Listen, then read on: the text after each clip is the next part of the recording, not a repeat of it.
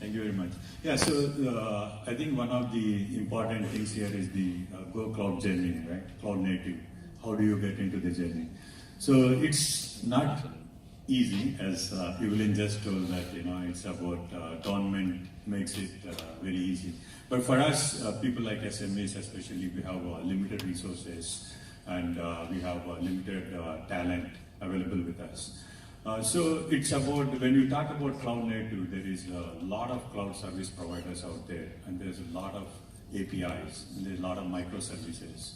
And these two things, right, when you have a lot of them, one is the power it gives you, right? And the second thing is, how do you choose which one is correct? Are you using the knife right, correctly, or are you using knife for other purposes? So this is the power that cloud native technology gives you.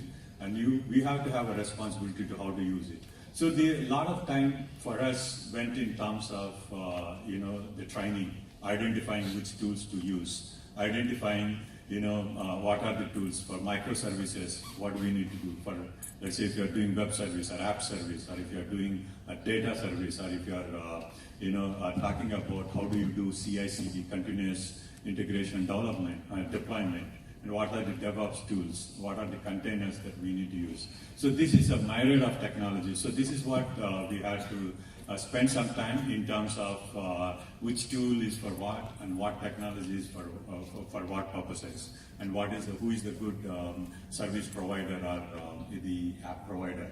So this is one of the challenges that we went through, and luckily we have done some of the research by ourselves, and then we took help of providers and partners like Microsoft or AWS for us to help us in this journey in terms of identifying what are the right technologies. So this has been the first start. It has been very, very tough in terms of, because we don't know whether we are doing right thing or we don't know whether we are doing wrong thing, right? So this a lot of time is happened, and once we nailed it, and then this is about self-learning. I've actually dedicated the 2 headcount from my side to actually go and because there's a lot of technology. It's not one person cannot do that, and of course some of us from the management and from the experienced people like me to guide them in terms of what is there to go after. So once we identified, and we have to learn it, and once we learn it, and we have seen how fast we can do it. And when we started implementing, in some places we could get up to 80% of the productivity. You won't believe it, but it's true. 80% of the productivity. For example, if I tell you, like, you have a mobile app that needs to be tested on different form factors, different platforms, within different phones. So it used to take about 2+ weeks for us before using these cloud native apps. But once we started using them, it's about 2 hours job. So this is the kind of the cloud native technology that can provide to you. Yeah, thanks.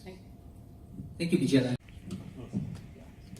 Regarding microservices you deploy in cloud, do you share around with your fellow other companies? Yeah, thanks. Yeah, so I think one of the very important point is how can you go to market faster? That is a key takeaway. I mean, if you can recognize that, then even in your sleep you won't say no to microservices, right? And another thing about the microservices is it's not just about development, right? It's not the traditional thing of develop it and go into take a window for deploying into UAT, then production.